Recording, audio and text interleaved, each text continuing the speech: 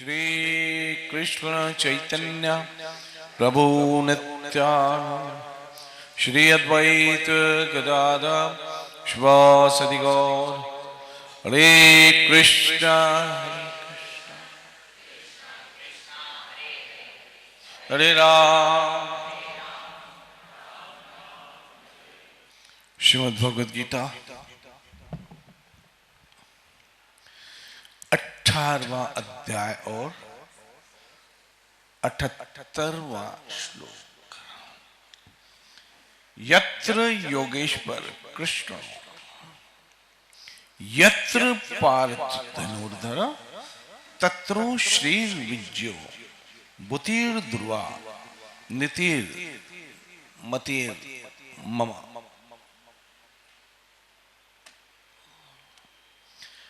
अभी महाभारत का युद्ध आरंभ हुआ ही नहीं है,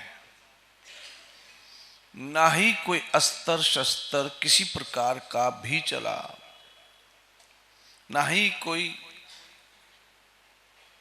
युद्ध के लिए तीर तलवार बर्छी गदा उठा के मैदान में आके लड़ रहा, कुछ नहीं हुआ। लेकिन परिणाम पहले ही आ गया। और संजय ने कहा मेरा ऐसा मत है कि जहां कृष्ण है वहां विजय है। मैं आज सिर्फ इसी विषय पर बात कर रहा हूं। श्री है,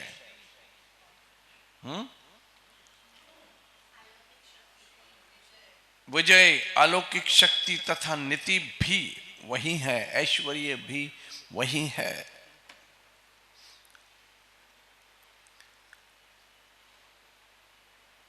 आप इस बात को समझिए कि अभी युद्ध की समस्या सामने खड़ी है, ठीक है, युद्ध की समस्या, लेकिन युद्ध आरंभ हुआ नहीं है। लेकिन आप देखोगे कि समस्या से पहले युद्ध का समाधान आ गया है। क्या? जीत अर्जुन की होने वाली है, क्योंकि वहां कौन है? कृष्ण है, योगेश्वर।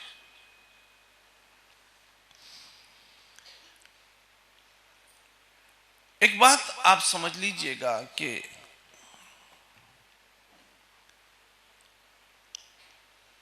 समस्या जो है हमारे कर्मों से आती है, याद रखें। समस्या जो है वो हमारे कर्मों से आती है, खुद ब खुद नहीं आ जाती। ध्यान दीजिएगा आज के प्रवचन पे, जो अभी थोड़ी देर पहले मुझे भी नहीं पता था। अभी भी गुरु कृपा से जो भाव आ रहे हैं वो आपके सामने व्यक्त कर रहा हूं। समस्या जो है वो हमारे अपने कर्मों से आती है, कुदरत से नहीं आती है समस्या। जैसे ये समस्या द्रौपदी के कारण आई,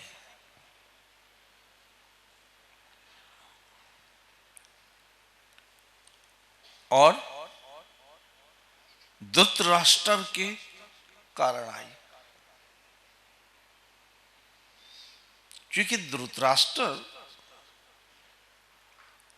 अपने पुत्र के मोह में इतना फंस चुका था,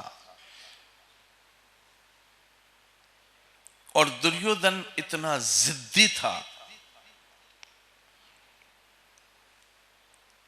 जिसकी कोई हद नहीं है। तब द्रौपदी ने जब कहा कि अंधे का बेटा तो अंधा ही होगा, कहां पर? इंद्रप्रस्थ में हुई यह घटना, और इसके कारण जो था एक महाभारत हो गया, युद्ध हो गई।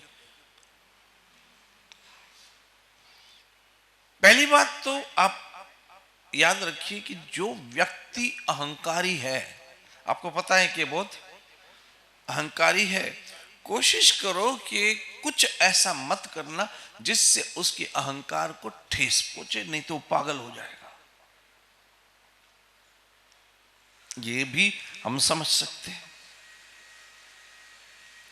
हमें पता है कि ये व्यक्ति ईर्ष्यालु, जेलेसी है, द्वेषी है, तो कुछ ऐसा मत करना कि वो पागल हो जाएगा। यानी हमें पता है कि ये व्यक्ति इन इन बातों से जेलेसी है, तो हमें इन इन बातों से उसके सामने बचना चाहिए। ये एक बहुत जीने की कला है और इसी में हम सबों की समझदारी है, और समझदारी में ही भला है। आपने एक कहावत सुनी होगी कि सांप भी मर जाए और ऐसा जीवन जीने की कोशिश करो कि आप अपनी जिंदगी भी अपने ढंग से जियो, और जो ईर्ष्यालु है, जो द्वेषी है, जो अहंकारी है, उनके अहंकार को भी ना ठेस पहुंचे, उनकी ईर्ष्या में आग न लगे, उनके द्वेष को हवा न लगे। इस तरह से जीने की कोशिश करो। और ये हम राम के परम भक्त विभीषण जी से अच्छी तरह से समझ सकते हैं कि लंका में हर और रावण का राज था, लेकिन रावण के राज में एक राम का भक्त विभीषण, और वो भी राक्षस कुल में उत्पन्न हो गया। इसीलिए संत कबीर ने कहा कि संत बीज पलटे नहीं, पलटे जुगत अनंत, ऊंच नीच घर जन्मे रहे संत का संत। जो संत है वो किसी भी जाति में जन्म ले ले, किसी भी कुल में जन्म ले ले, वो संत का संत ही रहेगा। उसके संत पने पर उसकी जाति और उसके कुल का कोई असर होने वाला नहीं है। ऐसे ही विभीषण एक राक्षस कुल में पैदा हुआ, राक्षस, लेकिन क्या था? राम भक्त। और अपने कक्ष में, अपने घर में उसने हर जगह लिखा था राम राम राम राम राम, क्योंकि चाहता था कि जहां भी नजर पड़े उसको इष्ट की याद आए, श्री राम की। एक दिन रावण आ गया विभीषण के घर में, और विभीषण के घर में आने के बाद देखता है कि हर ओर तो राम राम लिखा है। अब रावण के अहंकार को ठेस लगी कि मेरे कुल में, मेरे राज्य में राम का नाम, क्योंकि मनुष्य को जिससे ईर्ष्या और द्वेष होता है वो उसका नाम सुनना भी पसंद नहीं करता। उसके अंदर इस तरह की ईर्ष्या की आग लगी होती है। और मैं अभी मुंबई में एक डॉक्टर से कुछ बात कर रहा था, तो उसने कहा कि जो स्ट्रेस है, जो स्ट्रेस है, जो आगे जाके डिप्रेशन का कारण बनता है, वो स्ट्रेस मात्र परेशानी से नहीं आता है, उसके और भी कारण हैं। डॉक्टर ने बताया, और मुंबई बड़ा डॉक्टर था, उसने कहा आपको जब जेलेसी होगी तब भी आपका स्ट्रेस बढ़ जाएगा। जेलेसी से भी स्ट्रेस बढ़ता है, द्वेष से भी स्ट्रेस बढ़ता है, नफरत से भी स्ट्रेस बढ़ता है। सिर्फ परेशानी हो, टेंशन हो, उससे स्ट्रेस बढ़े ऐसा नहीं, बल्कि जेलेसी से भी, ईर्ष्या से भी स्ट्रेस बढ़ता है, द्वेष से भी स्ट्रेस बढ़ता है, नफरत से भी स्ट्रेस बढ़ता है, गुस्से से भी स्ट्रेस बढ़ता है। जब किसी को बहुत ज्यादा गुस्सा हो उस समय उसका बीपी चेक करो, पहले तो करने नहीं देगा और हिम्मत किसी होगी चेक करने की, लेकिन उस समय अवश्य उसका बीपी सामान्य से बड़ा होगा।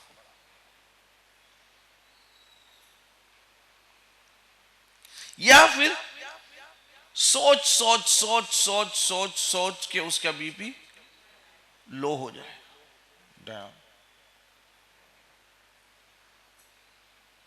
ये किस चीज के सिम्टम है?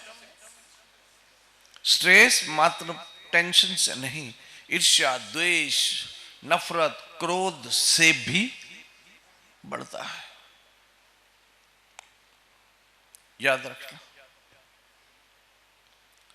इसलिए रावण को बहुत क्रोध आ गया, और ये क्या हो रहा है। तब विभीषण को कहा, विभीषण तुमको देशद्रोह में दंड ना दूं? बोला हुआ क्या? बोले ये राम राम राम राम। तब विभीषण ने समझदारी से काम लिया, समझदारी से काम लिया, और समझदारी से काम लेते हुए रावण के सामने हाथ जोड़ के कहा, भैया ये राम का नाम थोड़ी है, ये तो आपका और भाभी का नाम है। मेरा और भाभी का कैसे? बोला रा से रावण और म से मनोदरी, ऐसे राम होता। मैंने शॉर्ट लिखा है, उस जमाने में भी होता था। और रावण क्या हो गया? खुश, हो मेरा भाई देखो हर जगह मेरा नाम लिख रहा, मिस्टर एंड मिसिस रावण। रा से रावण और म से मनोदरी, क्या मंदोदरी, आप दोनों का नाम मैं लिखता हूं। अगर वो कहता नहीं ये तो राम का नाम है, पता है क्या होता था? युद्ध हो जाता था, और वो जो भक्ति भजन अपना शांति से करता था वो विघ्न आ जाता था। हमारे इर्द गिर्द भी हो सकता है इस प्रकार के ईर्ष्या, द्वेषी, जेलेसी, क्रोधी लोग रहते हो, और हमको समाज में ही तो है ना। और कोशिश करना उनके अहंकार को कोई ठेस ना पहुंचे, नहीं तो पागल हो जाएंगे और आपका भजन डिस्टर्ब हो जाएगा। ईर्ष्यालु लोगों की ईर्ष्या को ठेस ना पहुंचे, द्वेषी के द्वेष को कोई ठेस ना पहुंचे, नहीं तो बहुत बड़ी मुसीबत खड़ी कर देंगे। और क्योंकि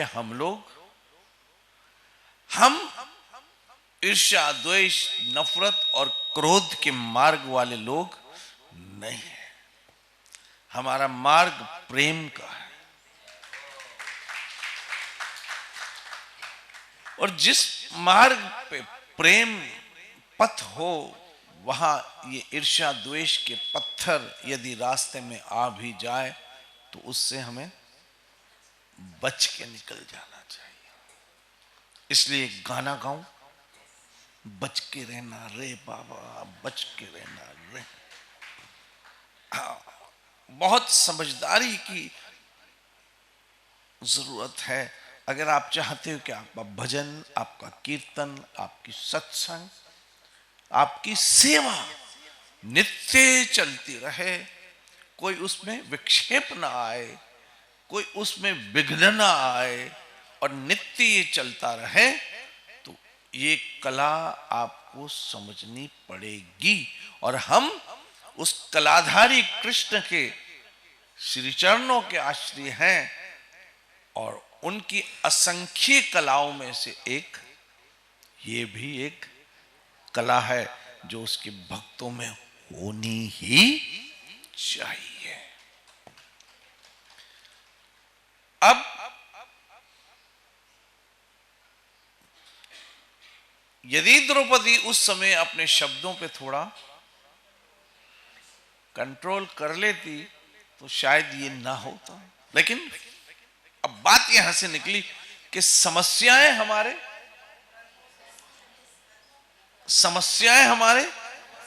कर्मों से आती है और समाधान उसकी कृपा से होता है। बस समझ लेना, ये समस्याएं हमारे अपने कर्मों से है और समाधान मेरे हरि की कृपा से होता है। लेकिन महाभारत की युद्ध पांडवों और कौरवों की वजह से हुई, उनके कर्मों की वजह से हुई, लेकिन समाधान तो मेरे कृष्ण की वजह से हुआ है। बोलो, ये किसी के बस की बात थी महाभारत के समाधान करने की? वहां तो सिर्फ बर्बादी थी, तबाही थी। और पांडव तो उस समय कुछ हैसियतें नहीं रखते थे कौरवों के सामने, तो फिर जीतना तो बहुत दूर की बात है, लड़ लेते तो ही काफी था। तो समस्या तो थी, लेकिन समाधान मेरा हरि करता है। इसलिए याद रखना, समस्या हमारे कर्मों से आती है और समाधान मेरे हरि की कृपा से होता है। ये हमेशा दिमाग में रखना। जैसे कि कल मैंने आपको कथा सुनाई द्रौपदी की, तो समस्या तो आई कि पितामह भीष्म प्रतिज्ञा ले ली और ये बहुत बड़ी समस्या थी। और बताओ, अर्जुन, निकुल, सहदेव, भीम और किसने इसका समाधान निकाला? एक बताओ। अगर इसका समाधान निकाला तो मेरे ठाकुर ने निकाला। मानते हो? ऐसे ही आप श्री कृष्ण की शरण में बने रहो। इंसान है, इस जन्म में नहीं तो पिछले जन्मों की कर्मों से कोई ना कोई समस्या आ सकती है। इस जन्म के कर्म हो या पिछले जन्म के कर्म हो, समस्या तो आती है, लेकिन उसका समाधान मेरा हरि करता है। अब महाभारत का समाधान हो चुका है, उसकी भविष्यवाणी हो चुकी है और उस समाधान के लिए क्या कहा? यत्रो, जहां कृष्ण है वहां समाधान है। जहां दुर्योधन है वहां समस्या है। क्योंकि याद रखना, जेलेसी लोग हमेशा समस्या का कारण बनते हैं, क्रोधी लोग हमेशा समस्या का कारण बनते हैं, द्वेषी लोग हमेशा समस्या का कारण बनते हैं। जब भी किसी के मन में द्वेष आएगा अवश्य समस्या होगी। जब भी किसी के मन में जेलसी आएगी हमेशा समस्या होगी। जब भी कोई क्रोध आएगा हमेशा समस्या होगी।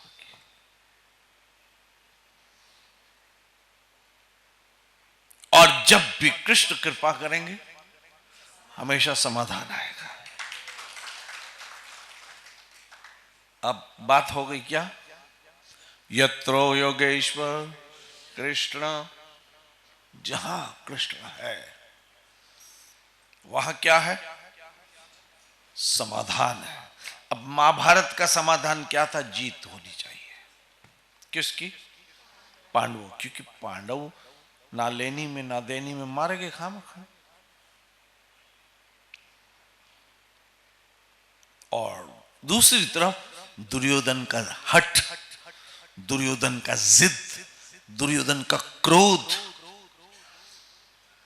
आपको पता होगा आपके परिवार में जब किसी को क्रोध आता होगा पूरा घर परेशान हो जाता होगा, पूरा घर परेशान हो जाता होगा। छोटे छोटे बच्चे तक ऐसे डर जाते होंगे,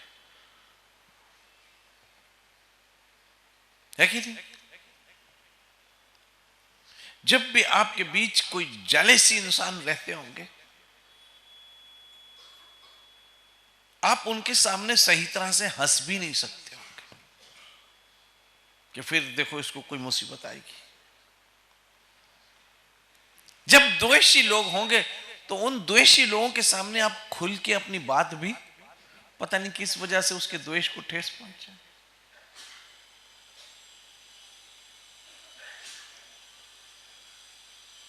लेकिन कृष्ण है तो ये विश्वास रखना, मैं फिर कह रहा हूं ये विश्वास रखना, फिर मैं व्यासासन से कहता हूं ये विश्वास रखना, उसका एक दिन ऐसा समाधान आएगा कि आपने वो सोचा भी नहीं होगा। क्या किसी ने सोचा था कि 11 अश्वनी सेना के सामने जिसकी प्लानिंग पितामह भीष्म ने की हो और पांडव जीत पाएंगे? और यही सोच सोच के तो सारे बड़े के बड़े राजा दुर्योधन की तरफ चले गए कि पता था कि यहां कुछ नहीं है, इनके साथ रहना मतलब मरना। जीत तो दुर्योधन की है, क्यों? सबको पता था कि इस समय साम्राज्य किसके हाथ में है? राजा धृतराष्ट्र, और दुर्योधन उसका पुत्र है, और सारी सेना तो उधर है।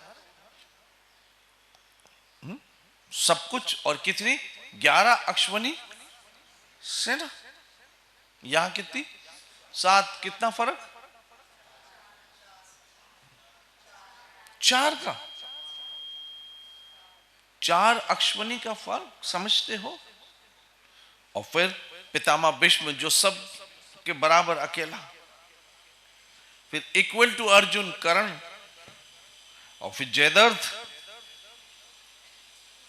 हाँ, और जिन्होंने इनको तीर चलाना सिखाया द्रोणाचार्य, अरे है कृपाचार्य, अश्वत्थामा, कौन नहीं था बताओ? और यहां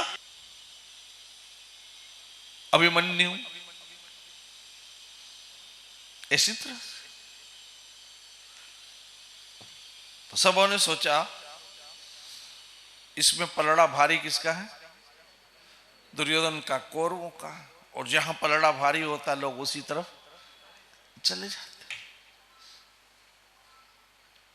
लेकिन उनको क्या पता था कि ये सब समस्या पैदा कर सकते हैं, लेकिन समाधान तो मेरे हरि के हाथ में है। और इतना याद रखना कि इस श्लोक से हम ये सीख सकते हैं कि जीवन में समस्या से पहले कहीं ना कहीं समाधान आ चुका होता है। क्योंकि कृष्ण क्या? भूत, भविष्य और वर्तमान जानते हैं, और वर्तमान जानते हुए उनको लगता है कि ये जो अभी वर्तमान में समस्या आई है इसका समाधान वो पहले निकाल चुके होते हैं। आपको एक बात बताऊं, बताऊं नहीं बताऊं? बताऊं। जो एग्जाम में जो क्वेश्चन आते हैं, क्या उनका आंसर पहले नहीं होता है? या क्वेश्चन अभी लिखे और आंसर बाद में कोई ढूंढा, प्रोफेसर है? नो, जो क्वेश्चन आए हैं ना उनके आंसर तो पहले आ चुके होते हैं। समझ, एग्जाम अभी है? क्वेश्चन अभी आए लेकिन उसके आंसर पहले से ही आ चुके होते हैं। समस्या आई है, विश्वास रखना उसका समाधान आ चुका होगा। मैं उस दिन किसी से बात कर रहा था कि दो चीजें हैं, यहां समस्या है, मान लो यहां समस्या है और यहां उसका समाधान है। एक सिरे पर समस्या है, दूसरे सिरे पे समाधान, और जो बीच का रास्ता है उसको सरवाइव करना है, और यह बड़ा मुश्किल होता है, बड़ा मुश्किल होता है। समाधान और समस्या, अब समस्या तो आई लेकिन विश्वास रखना उसका समाधान आ चुका होगा। अगर आंसर ना होता तो उसका क्वेश्चन बनता ही नहीं। देखो, एक आंसर है, एक क्वेश्चन है, भारत का,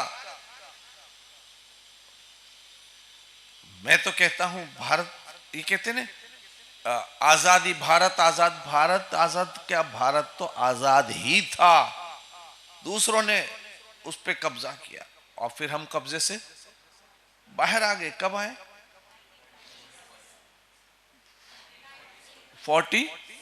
15 अगस्त 47। अब क्वेश्चन बच्चों को आता है, लेकिन ये घटना तो हो चुकी है। जब घटना हुई तो क्वेश्चन बना। याद रखना, आंसर है तो क्वेश्चन बनता है। अब क्वेश्चन एक है, रात को आसमान पे क्या चमकता है? चांद। चांद है तो क्वेश्चन है ना। याद रखना, आंसर है तो क्वेश्चन बनता है। जब आंसर नहीं होता तो वो क्वेश्चन बन ही नहीं सकता। इसी तरह से समस्या है तो समाधान होगा। बिना समाधान के समस्या हो ही नहीं सकती है। आज समझो इस मेरी बात को। ये जो थोड़ी थोड़ी बात में आप लोग पागल हो जाते हो, हाय हाय हाय हाय हाय हाय हाय, मर गए मर गए मर गए, है हो गया हो। आप अपने ठाकुर पे भरोसा रखो, अपने कर्म करो, अवश्य उसका समाधान, जो समस्या आई है विश्वास रखना, इसका समाधान आ चुका होगा। एक छोटा सा उदाहरण देता हूं, एक आपको समझाऊं। माता सीता को रावण अपहरण करके लेके गया। अब समझिएगा, बड़ी अद्भुत समझने की बात है, समझिएगा। हाँ, अब रावण मां सीता का अपहरण करके लेके गया। लेके जाने के बाद कौन सी वाटिका थी? अशोक वाटिका में एक वृक्ष के नीचे मां सीता को रखा। अब रखने के बाद दूसरी प्लानिंग थी कि यहां से अब वो अपने महल में मां सीता को लेकर जाएगा। यहां बात आई। अब जिस दिन वो मां सीता को लेने के लिए पहुंचा, किधर? अशोक वाटिका में, कि चलो सीता अब मेरे महल में, और वो अपने महल की महिमा गा रहा था कि मेरे महल में ये, और तुम जंगल में उसके साथ क्या करती? वो तो वनवासी है, उसको रहने को ठीक तरह से कुटिया नहीं है, दूसरी तरफ इतने बड़े बड़े महलात सीता तुम्हारे लिए है। लेकिन एक बात याद रखना, जो पतिव्रत स्त्री है, चाहे उसका पति झोंपड़े में भी रखे ने तो महल को ठोकरें मार के आती है। इतना याद रखो, महल को ठोकर मार देती। नहीं चाहिए तुम्हारा महल। मैं अपने सतीत्व को कहीं आंच नहीं आने दूंगी। भले ही फिर वो झोंपड़ा हो, मेरे लिए वो महल है, क्योंकि वहां मेरा सतीत्व सुरक्षित है। समझ आई? आज की कुछ स्त्रियां, मुझे दुख से कहना पड़ता है कि कभी कभी कुछ स्त्रियों की बात कर रहा हूं, अपने सतीत्व से गिर जाती है और अंत में परिणाम धोबी का कुत्ता न घर का रहा न घाट का। मॉडर्न सोसाइटी की बातें करते करते कहीं की कहीं वो निकल जाती है। बहरहाल चलो, अब रावण कन्विंस कर रहा क्या महल में, और मां सीता ने सोचा आज बहुत बड़ी समस्या आ गई है। अकेली स्त्री, दूसरी ओर 20 हाथों वाला रावण, और ऐसा लंबा चौड़ा, बाप रे। और मां सीता सुकुमारी, जिसको एक झटके से वो खींच के ले जाए। मां सीता सोची अब मैं क्या करूं। अभी तक तो थी कि ठीक है मुझे अशोक वाटिका में रखा है, लेकिन अब तो ये जिद कर रहा कहा महल में जाने की, और मैं क्या करूंगी। सोच रही है। सोचते सोचते ऊपर से कुछ किसी टहनी के हिलने की आवाज आई। मां सीता ने ऊपर देखा, हनुमान जी बैठे हुए थे। कौन बैठे हुए थे? ओहो हो। रावण की समस्या ये आई, लेकिन मेरे राम ने समाधान पहले भेज दिया था। देखो हनुमान जी महाराज बैठे हुए हैं। याद रखना, उन्हीं हनुमान जी महाराज ने लंका को जला के राख कर दिया। रावण उस अफरा तफरी में सीता को तो भूल ही गया, बजी वो भाग गया। लंका में आग लगी, वो उसको बुझाया, या सीता को महल में ही आग लग गई तो लेके किधर जाएगा? नारा बांस। समस्या से पहले समाधान मेरे हरि ने भेज दिया था। मां सीता समझ गई कि हनुमान जी आ चुके हैं। आप भी ये विश्वास रखना, जब भी कोई समस्या आए समझ लेना इसका समाधान आ चुका होगा। लेकिन वो जो समय गुजारना है बड़ा तपस्या का है, बड़ी तपस्या का है, बड़ी तपस्या का है।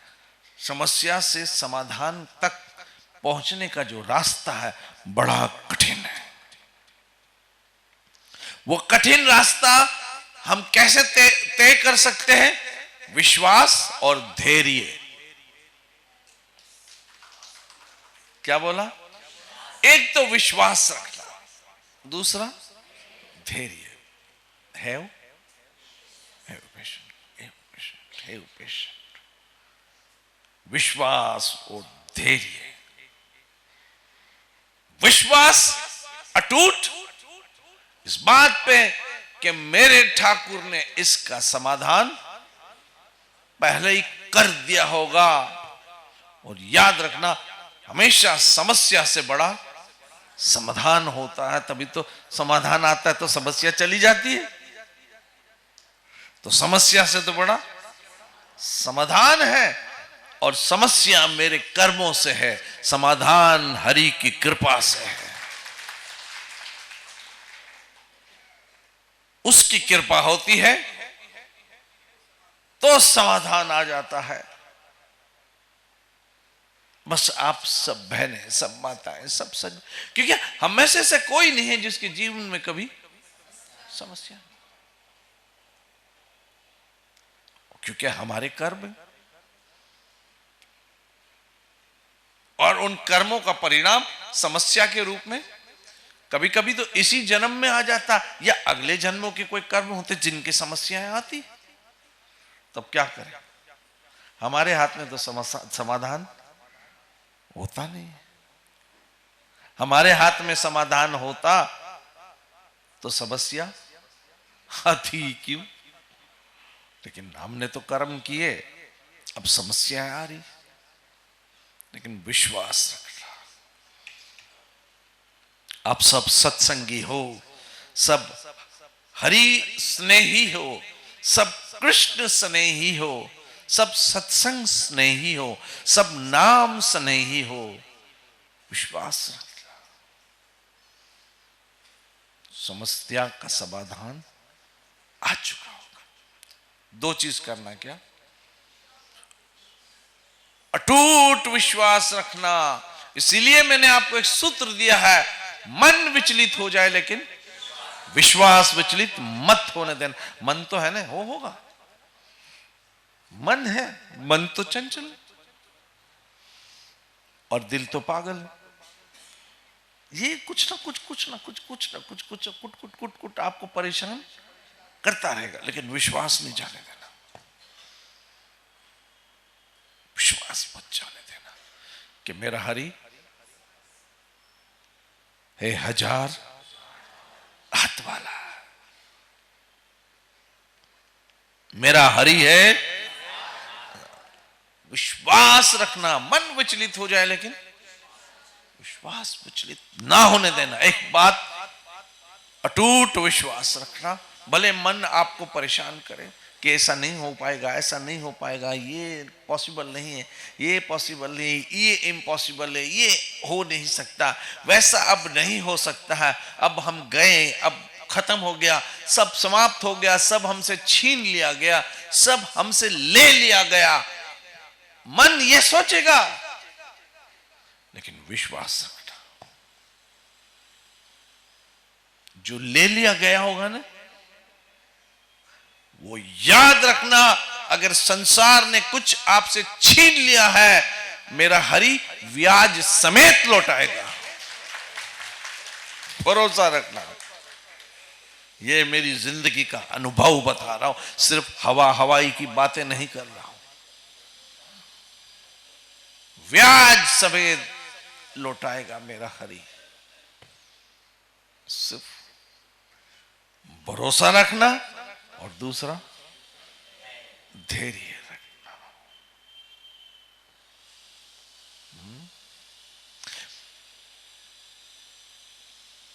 एक हमारा दोहा है, धीरे रहते धीरे सब कुछ होए। क्या बोला? धीरे रहते धीरे सब कुछ होए, माली सींचे सो गणा, रुत बिना फल ना होए।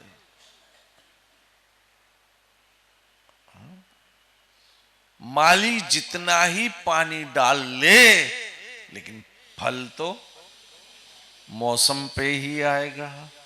तो उसके लिए क्या करना पड़ता है? धैर्य। अभी आप सोचो कि बीज डाला और आम आ जाए, धैर्य धैर्य। और ये धैर्य लाए कहां से? हम तो उतावले हैं, अभी अभी हो जाए, अभी अभी हो जाए, अभी अभी हो जाए, अभी अभी हो जाए। ऐसे कैसे हो जाए? माली सींचे सो गणा, रुत बिना फल ना होए।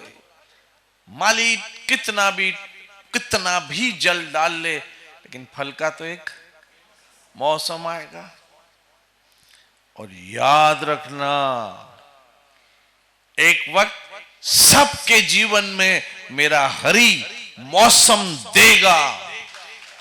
जब आपके मन में ये गाना बजेगा, गाना याद आया, एक वक्त सबका आएगा।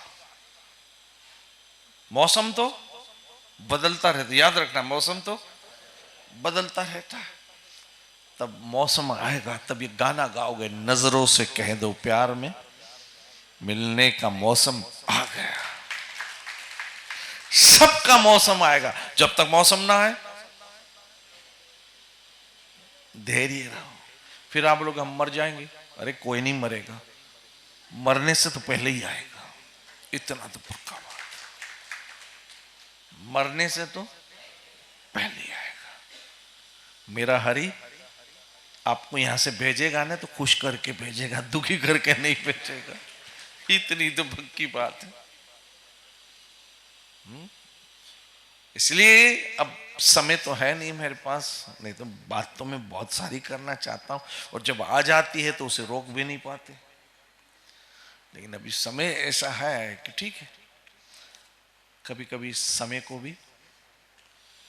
और एक बात याद रखो, समय जो है ना बड़ा बलवान होता है, उसको समझने की, जब समय बलवान हो ना तो चुप रहा करो, मट कर भी आने, उस समय उछल कूद करने की बैठ जाओ।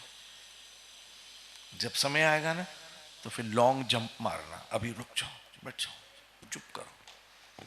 इसलिए दो चीजें रखना, अटूट विश्वास और धैर्य।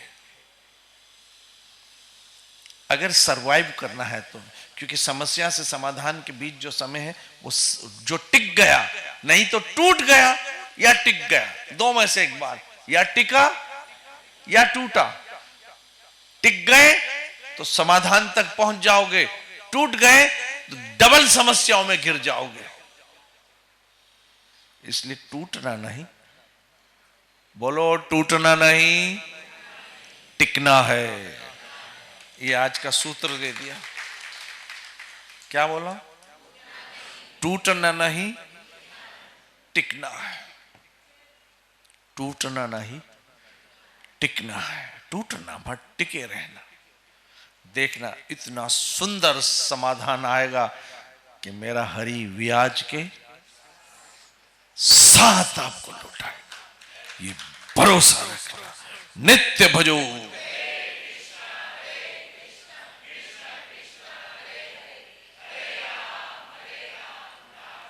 श्री श्री राधा वृंदावन चंद्र बिहारी लाल निताय गौर। जय जय श्री राधे, जय जय श्री राधे, जय जय